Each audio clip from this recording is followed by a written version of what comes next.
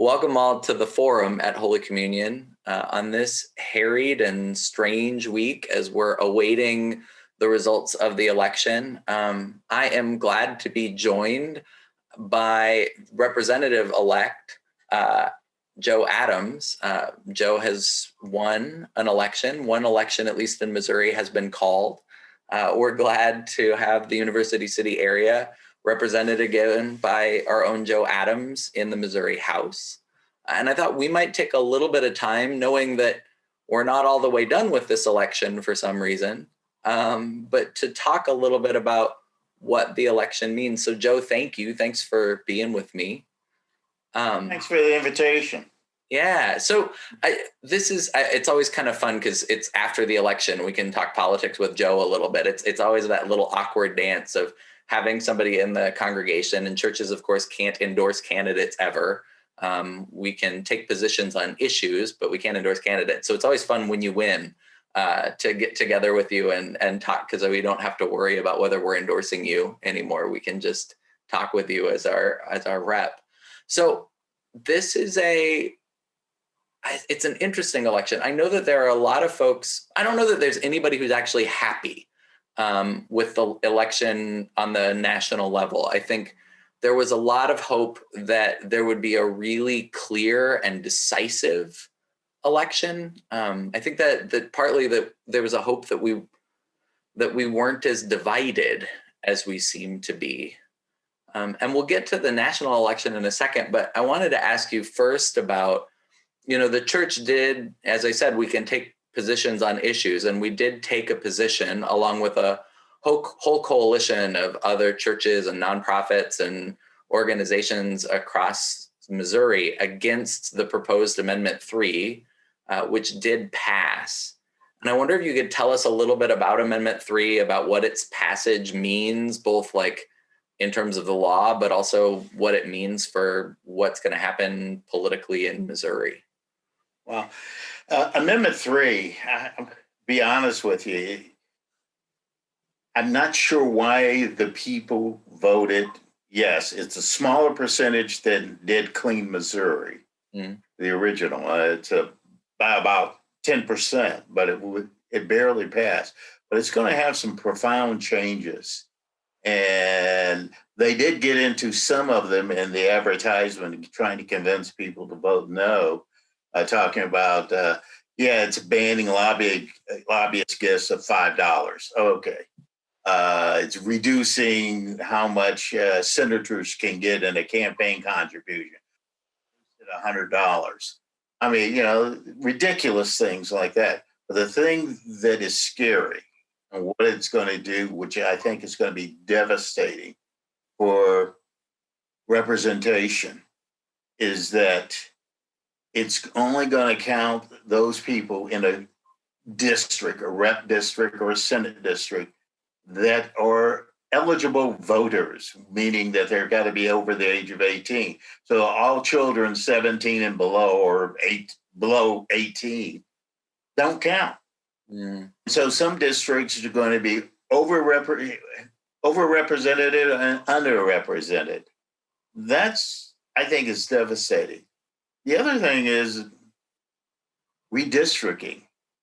The whole idea of the original Clean Missouri was to try to take some of the politics out of redistricting. What they're going to be doing is they're going to be setting up more gerrymandering. Yeah. And the Republicans, for some of those are Republicans are great at creating districts. Democrats have not been that good lately. In the past, they were good, but not lately. Yeah, those are some of the problems with the representation. Some municipalities felt it's going to hurt them financially because some cities receive revenue based on population, and how that's going to work out, I'm not really sure. Yeah, no, it's an interesting. We hosted that screening. It was just this year. It feels so long ago, but it was earlier this year, of the movie Rigged, right? That looks at Denise Lieberman, who's the attorney down at WashU, came and talked with us, and it looks at the sort of modern dynamics of voter suppression and that gerrymandering is one of those things. And it sounds like Amendment 3 had some innovative steps in terms of who counts and who doesn't. And so districts that have more kids will get less representation, and districts that are overwhelmingly more elderly are going to get more representation. I hadn't even known that about Amendment 3. I find it interesting. So one of the most compelling figures in this whole race for me has been Stacy Abrams. And that's been true for me for a while. But when she, almost won the Georgia governorship, a lot of national attention went on her because Georgia and Missouri in some ways are very similar. They were reliably red states with blue cities in them. And Stacy Abrams got really close to winning and didn't. And she says that was because of voter suppression. So she spent the last 2 years pushing back on voter suppression. And her whole idea, I've heard her say it a couple times, is the way to overcome voter suppression is by overwhelming it. Correct. It seems like that hasn't happened in Missouri. Is that fair? That is fair. There were some attempts this cycle, that's what we call these election cycle, to expand voting numbers, getting people to register and everything, but it really didn't work. Yeah, I was really disappointed. I mean, we had really high vote counts across Missouri, but one of the places where the vote wasn't quite as high was the city of St. Louis. That is correct. Yeah. So I was going to say that, but there are other pockets of areas in this whole state that aren't voting either. Like people down in the Boot Hill, the southeast part of the state. We've been talking about this, some of us among ourselves. How do we goose those people participating, both black and white down there? Yeah, they're poor people. They've been disenfranchised. One of the intriguing things historically back in that area, back I think it was in the 40s, the black and white farmers got together and really scared the power structure. So they weren't happy with them getting together. Yeah. And that's what we need to do. We've got to figure out a way to goose them up so they'll understand that they've got to participate to take care of themselves, because their political leaders down there aren't going to take care of them. They're not going to do anything for them. That's one of the things a couple of years ago, I was screaming on the floor of the state legislature, hey, you're killing your own people. Yeah. Yeah, no, I remember lots of times when we were in the sacristy getting ready for church, you're getting on your robe to carry the cross. I'm getting on my robe and my stole to preach. And I just ask, how's it going in Jeff City? And Joe just starts shaking his head, but for right now, please don't scream too much in Jefferson City, because those Republicans aren't wearing masks, and I don't want you to get the virus. Okay. So assertively. I'll try not to. So Jelani Cobb, back to the question in Georgia and Missouri. Jelani Cobb had this piece in the New York Times this week where he talked about, this year is the 100th anniversary of women's suffrage and the 150th anniversary of the 15th Amendment, giving Black men the right to vote. And one of the things that Cobb looked at was, it's a really interesting historical thing that both of those moves, it happened because of a lot of organizing, but it also happened because people were trying to put together new coalitions. Right. A chunk of why the Republicans pushed for the amendment giving Black men the right to vote was they were hoping to break up the power base in the South a little bit. And I wonder about, you're talking about new coalitions. What kind of work would you like to see your church and other organizations doing to build new coalitions? What would that take? What would it take for us to be as competitive as Georgia? You sort of read my Facebook posting this morning. I re-Facebooked something that I had posted back in 2017, talking about some of the southern states. Now, why can't they elect a Black person statewide. Yeah. And we can't in Missouri. Mm-hmm. We can't. And I'll tell you, if you ever really travel outstate Missouri, not on the interstates, but go down some of the state highways and things like that and going through some of those small towns, you'll understand. It's just Missouri, outstate Missouri is more south than Mississippi. And that's frightening. Yeah. There are some very good people in parts of Missouri, but overwhelmingly, they're fearful for some reason of something that is different. I mean, that's probably one of the reasons why Nicole Galloway lost. Female running for governor? Oh, come on. Yeah, she's well educated and all these other wonderful things, but no, we can't quite get our hands around it. We just got to keep doing more and more education, and me and other elected officials, we're just going to have to go to the rural areas and try to convince these people to vote for their own interests and to quit voting against their own interests. Well, that's really, I mean, it's really interesting to me how much, I was thinking about this in terms of what's broken down in our political discourse. It seems these days like groups have gotten so effective at making folks into one or two issue voters. In Missouri, we have the most expansive gun rights of, I think, any state in the country.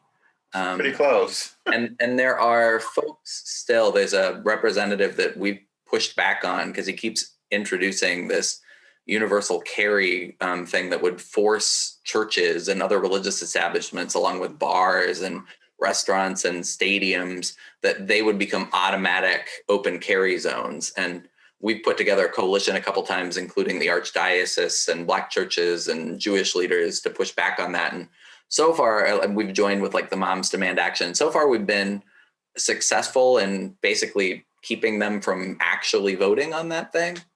But I find it interesting that is viewed, that's something that politicians run on. And that it's become such a, abortion is a similar thing,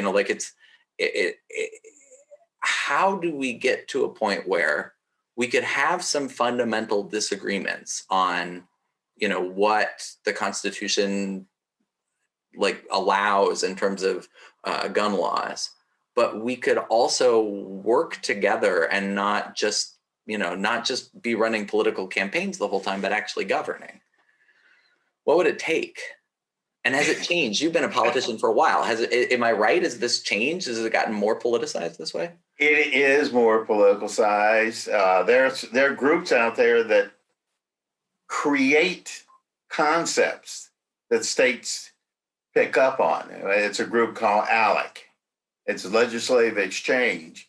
And they come up with some of these positions that they put out there. And I was thinking about Prop 3, and I was wondering if ALEC helped write that concept, because it sounds like it. It sounds like some of the things that Donald Trump was trying to do with the census, of how to cut out people from being counted. The Constitution says you count the people, not whether they're citizens or not. Yeah, I got quite angry with the U.S. Supreme Court when they interpreted the Second Amendment. I always thought the Second Amendment says, in a well-regulated militia. Yeah. And I was saying, yeah, that's National Guard. Yeah. Or if you want to carry a gun like what was written in the Constitution, a musket. Well, if you're going to be an originalist about it, yeah, you'd have to go with the original firearms that they were talking about. No, that's one though that it's, I came here from Washington, D.C., and I definitely, there are, and this is, like there are folks that hold a position on, say, the Second Amendment that believe gun rights are really foundational rights, but that would entertain that they're not totally limitless. Right. This idea of constitutional carry, that doesn't necessarily mean that there couldn't be red flag laws or background checks, or that there are certain limits even to constitutional rights for the sake of the populace. But it does seem like rather than actually having a substantial discussion and debate, we're more interested in positions that help us carve our electorate up Right. on certain issues like that.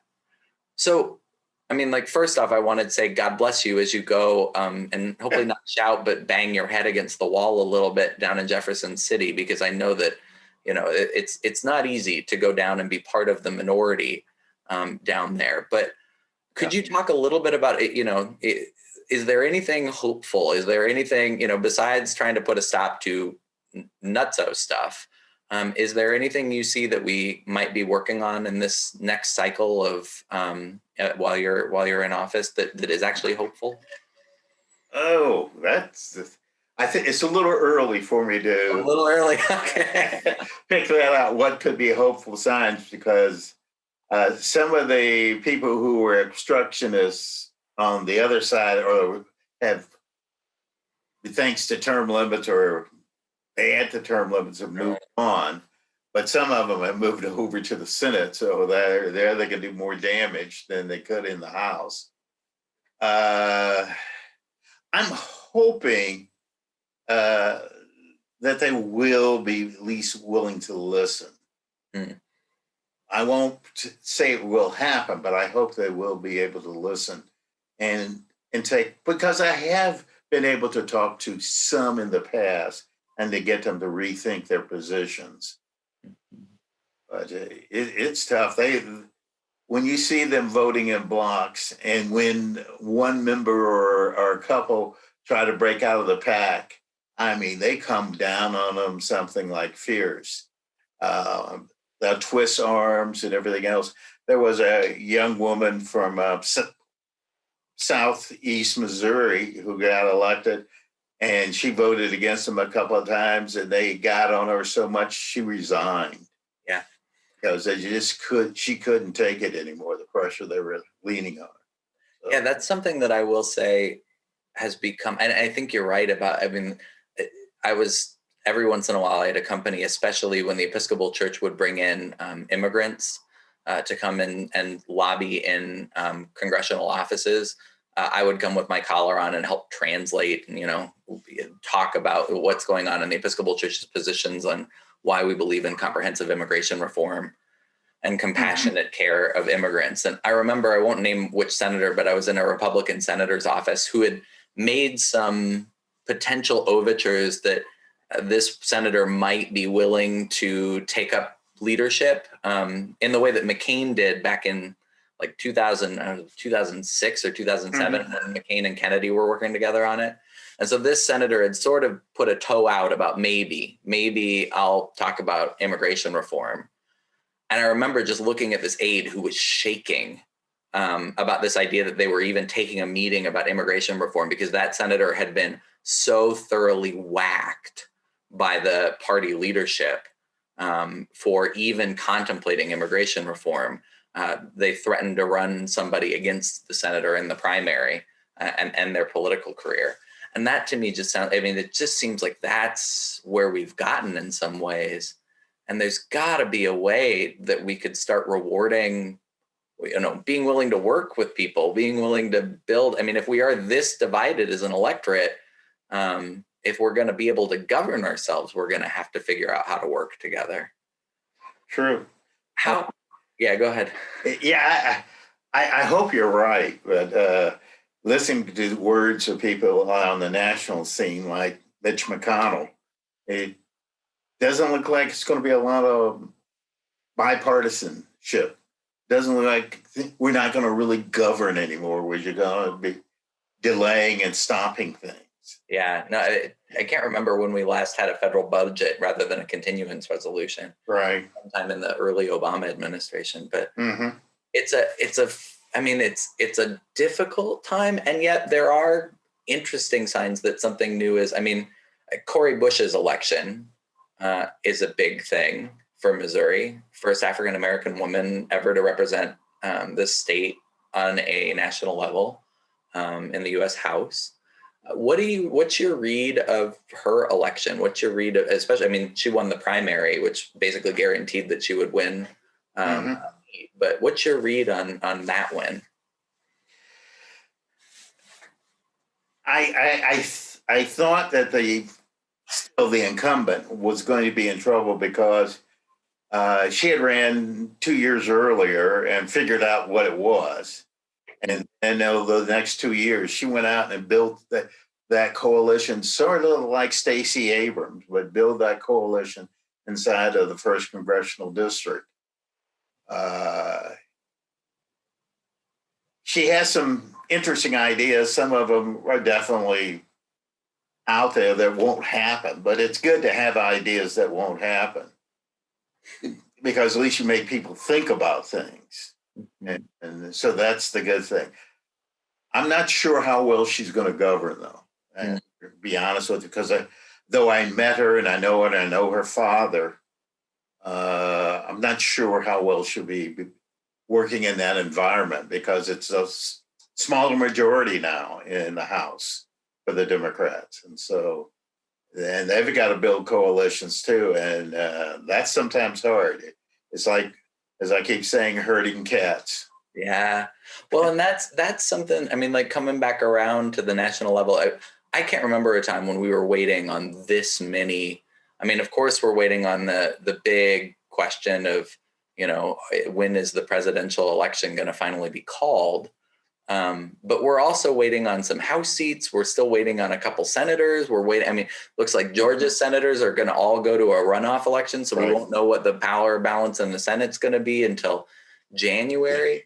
Yeah, January 6th, I think. Yeah. So it's why, I mean, we were just in a men's prayer group that we were talking about waiting. But that's rather than a blue wave or a red wave, which, you know, both sides were promising, we seem to have hit this curious, almost not stalemate, but it's almost like we're getting what's come to us. We all have to wait to see what's going to happen.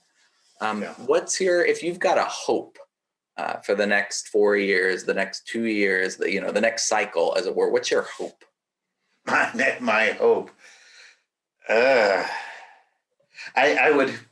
My wish, my dream, as somebody was saying in the men's prayer group, his fantasy trip.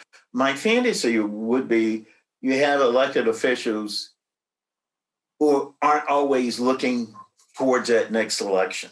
Mm. I'm here to do a job now, the best of my ability for the citizens. And if I get reelected, that's okay. And if I don't, well, hey, I put it all out there. You've got so many of them running with the idea of, hey, I got this job, it pays pretty good, and all I got to do is go with the leadership. Mm. You should be going with the people. There was a person I was talking to when I was down in Jeff City this week who says, I don't vote my personal convictions. I vote my district. Which she said gets her in trouble with her church. That's what she does. She says, I vote my constituents, what they're interested in. That would be my fantasy. Everybody did that. Yeah.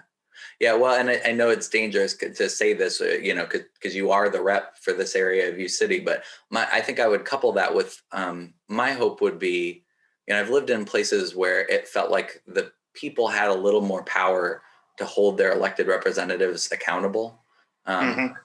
Churches were a little more organized. Unions had a little bit more. Unions here are pretty strong, but I've been places where there were more active political meetings where big groups of people showed up to push a politician in one way or another, or to let the elected leadership know we're going to watch how you're voting.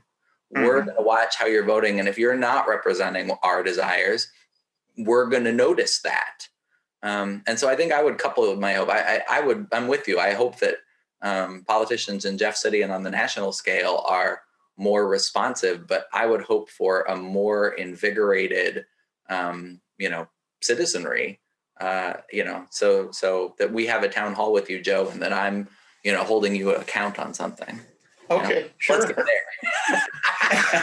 I try to put out a newsletter every week on Facebook, and I just now started putting it on Twitter.